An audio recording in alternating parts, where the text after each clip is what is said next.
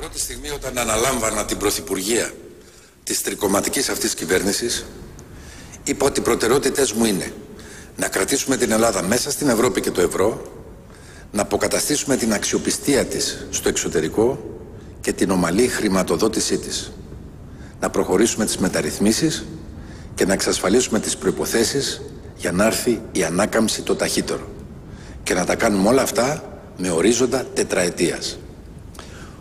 Το χρόνο που πέρασε έγιναν πολλά και τίποτα δεν θυμίζει σήμερα εκεί που βρισκόμασταν πέρσι. Ήδη όλη η διεθνής επενδυτική κοινότητα και οι αγορές θεωρούν ότι η Ελλάδα και η οικονομία της βαδίζουν στο σωστό δρόμο. Εκείνο που τώρα προέχει είναι να συνεχιστεί το έργο της κυβέρνησης. Να βγούμε από την κρίση μια ώρα αρχίτερα. Να πιάσουν τόπο οι θυσίες του ελληνικού λαού και να τελειώνει αυτή η δοκιμασία το γρηγορότερο. Οι μεταρρυθμίσεις, που είναι σημαντικό μέρος του προγράμματός μας, δεν μπορούν να προχωρήσουν επαναλαμβάνοντας τα λάθη του παρελθόντος. Η στασιμότητα δεν μας αρκεί. Χρειαζόμαστε άλματα προς τα μπρος.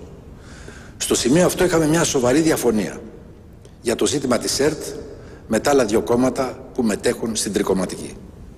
Έκανα από την πρώτη στιγμή προσπάθειες να αποκατασταθεί ενότητα στην τρικομματική κυβέρνηση και να βρεθεί λύση. Δεν απάντησα σε προσβλητικά σχόλια από διάφορες πλευρές. Με ενδιέφερε μόνο να βρεθεί λύση και να προχωρήσουμε όλοι μαζί. Κατά τη χθεσινή συνάντηση των τριών αρχηγών υπήρξε συμφωνία στην εξής λύση. Να αποκατασταθεί άμεσα η λειτουργία της δημόσιας ραδιοτηλεόρασης, ο διαχειριστής της, δηλαδή το Υπουργείο των Οικονομικών, όπως το λέει και το αποδέχεται και το Συμβούλιο της Επικρατείας, θα προσλάμβανε με τρίμηνες συμβάσεις όλους εκείνους από τους απολυμμένους εργαζόμενους της ΕΡΤ που ήταν απαραίτητοι για να λειτουργήσουν πλήρως όλες οι συχνότητες. Έμενε σήμερα, απόψε, να προσδιορίσουμε πόσοι θα ήταν αυτοί που θα προσλαμβάνονταν από τους απολυμμένους της ΕΡΤ με τρίμηνες συμβάσεις. Και όπως ακούσατε σήμερα από τον κύριο Βενιζέλο, δέχτηκα ο αριθμός αυτός να φτάσει τις 2.000. Αυτό ήταν και το μόνο θέμα, επαναλαμβάνω, που έμενε για σήμερα σε εκκρεμότητα.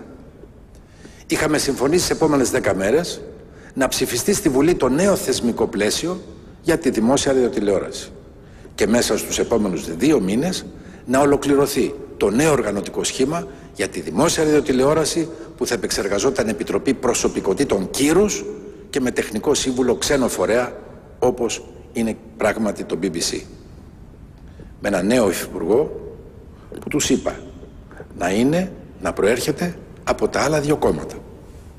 Εγώ έκλεισα την αμαρτωλή ΕΡΤ, ας είχαν δικό τους υφυπουργό να φτιάξουν τη νέα υγιή δημόσια ραδιοτηλεόραση, όπου οι προσλήψεις να γίνουν αξιοκρατικά και με διαφάνεια και να έχουν το δικαίωμα να υποβάλουν αίτηση προερχόμενη από την ΕΡΤ, τους οποίους θα πριμοδοτούσαμε με μοριοδότηση. Σήμερα στη συζήτηση ο Φώτης Κουβέλης εμφανίστηκε έξω από το πλαίσιο και τη λογική αυτής της λύσης, την οποία χθες αποδέχτηκε. Επανήλθε στη θέση του να επαναλειτουργήσει η καταργημένη ΕΡΤ και αορίστως κάποτε στο μέλλον να δούμε την αναδιοργάνωσή της εν λειτουργία. Δηλαδή ζήτησε να ξανακάνουμε αυτό που έχει επιχειρηθεί πολλές φορές στο παρελθόν και που δεν έχει μπορέσει να γίνει ποτέ. Να επιστρέψουμε δηλαδή στο αμαρτωλό καθεστώς με όλους τους υπεράριθμους εργαζόμενους, να μην αλλάξει τίποτα, να μην υπάρχει καμιά ελπίδα ότι κάποτε θα άλλαζε κάτι στην τηλεόραση της ΕΡΤ. Το μαύρο από τις κρατικές συχνότητες θα φύγει, αλλά στο αμαρτωλό καθεστώς δεν πρόκειται να επιστρέψουμε. Το Συμβούλιο Επικρατείας θεωρεί ότι η ΕΡΤ έχει καταργηθεί και ότι ο νόμιμος διαχειριστής της είναι ο Υπουργός των Οικονομικών, ενώ εντέλεται να επισπεύσουμε τη δημιουργία του νέου οργανισμού. Αυτό και θα κάνουμε. Ο κ. Κουβέλης και η Δημάρ επέλεξαν να μην στηρίξουν τη λύση αυτή. Ο κ. Βενιζέλος και το Πασόκ αντίθετα και θαραλέα αποδέχτηκαν τη λύση αυτή. Θέλω να προχωρήσουμε όλοι μαζί όπως ξεκινήσαμε. Αλλά θα προχωρήσω όπως και να έχει. Ασφαλώς με καλύτερο συντονισμό, με επικαιροποίηση αν θέλετε του κυβερνητικού προγράμματος. Αλλά στόχος μας είναι να ολοκληρώσουμε την προσπάθεια για τη διάσωση της χώρας, πάντα με ορίζοντα τετραετίας. Ελπίζουμε στη στήριξη και της Δημοκρατικής Αριστεράς.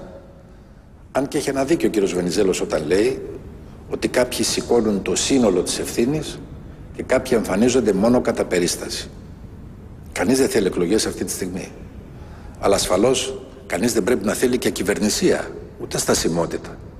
Κανείς δεν θέλει κυβερνησία και στασιμότητα τη στιγμή που πρέπει να εντείνουμε τις προσπάθειες για να βγούμε από την κρίση μια ώρα αρχίτερα. Και αυτό θα κάνουμε. Σήμερα κλείσαμε ένα χρόνο ως κυβέρνηση. Μας μένουν άλλα 3 χρόνια. Θα τα εξαντλήσουμε για το καλό του ελληνικού λαού.